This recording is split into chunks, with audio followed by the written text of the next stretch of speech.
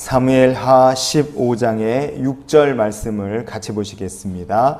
이스라엘 무리 중에 왕께 재판을 청하러 오는 자들마다 압살롬의 행함이 이와 같아서 이스라엘 사람의 마음을 압살롬이 훔치니라. 아멘. 압살롬은 악인이었습니다.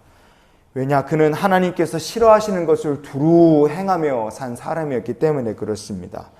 압살롬은요, 왕이었던 아버지 다윗과 정치적으로 합의를 해서 자신의 살인죄를 그냥 처리를 해서 살인죄 사면을 받습니다.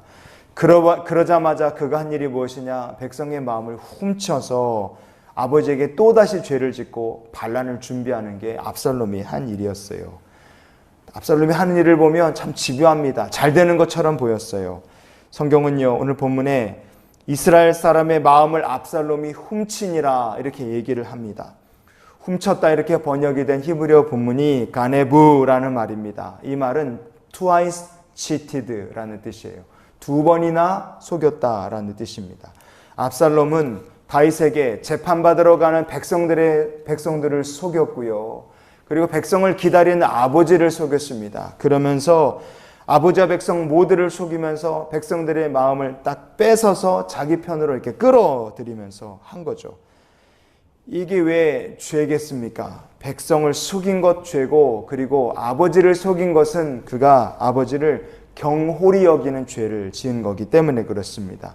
신명기 27장에 16절 말씀을 보시면 그의 부모를 경홀히 여기는 자는 저주를 받을 것이라. 하나님께서 에발산에 올라간 백성들에게 이렇게 부모를 경홀히 여기면 저주받는다, 그렇게 외치게 하셨어요. 압살롬의 죄는요, 부모를 경홀히 여긴 죄입니다. 그가 아무리 승승장구 지금 잘하는 것 같아도 결국에 가서 하나님의 말씀대로 부모를 경홀히 여긴 죄에 그가 저주를 받을 거기 때문에 뒤가 좋을 수가 없었어요. 왜냐? 하나님의 말씀은 말씀하신 그대로 이루어지기 때문에 그렇습니다. 압살롬은 부모를 경홀히 여겼죠. 그가 잘 될 수 없었던 또 다른 이유는 이렇게 부모를 경홀히 여긴 것도 있지만 그가 자신의 욕심을 위해서 하나님의 이름마저도 그가 팔아먹었기 때문에 그렇습니다. 부모를 경홀히 여기고 여호와의 이름을 망령되이 일컫는 것이 압살롬의 죄였어요. 사무엘하 15장의 7절과 8절 말씀을 우리가 한번 보시겠습니다.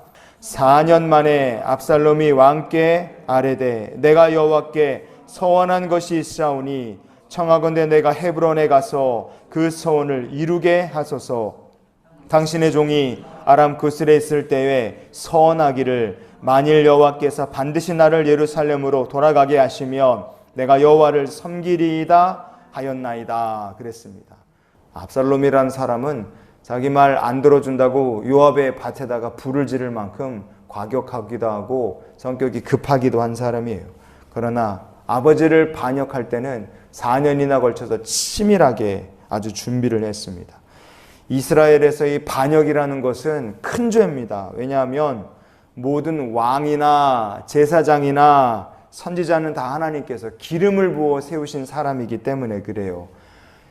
출애굽 과정에서 고라라는 사람이 모세 아론을 대적해서 반란을 일으킵니다. 그들이 하나님 앞에 저주받고 심판받아 죽어요.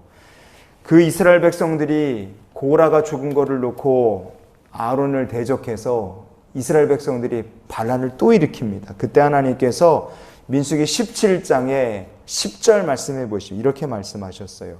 아론의 지팡이는 증거계 앞으로 도로 가져다가 거기 간직하여 반역한 자에 대한 표징이 되게 하여 그들로 내게 대한 원망을 그치고 죽지 않게 할지니라. 아멘. 이스라엘 백성들은 고라와 그를 따르는 사람들을 심판받아 죽는 것을 보면서도 하나님 원망하고 아론에게 대적했습니다. 그때 하나님께서 세우신 대제사장인 아론이에요. 하나님 세우신 모세입니다. 그들에 대해 반기를 들었을 때 하나님께서 그 백성들을 향하 이렇게 말씀하신 거예요. 그 반역한 자에 대한 표징이 되게 하라. 그래서 아론의 싹이 난 지팡이를 반역에 대한 표징이 되게 하나님 세우셨습니다. 그것은요, 기름 부어 세우신 사람에 대해서 거역하는 건 하나님께서 그렇게 무섭게 다스리실 반역의 죄라는 겁니다. 그 반역은 그래서 무서운 죄였어요. 근데 압살롬은요, 하나님께서 기름을 부어 세우신 왕인 다윗에 대해서 아버지지만 반역을 했습니다. 반역의 성공을 위해 헤브론에 가서 내가 서운한 거 하나님께 기도하고 오겠다, 그렇게 거짓말도 한 거예요. 서운한 게 뭐가 있습니까? 서운한 적도 없지만 하나님의 이름까지 팔아먹어가면서 그가 아버지를 속이고 반란을 완성하게 헤브론을 간 겁니다.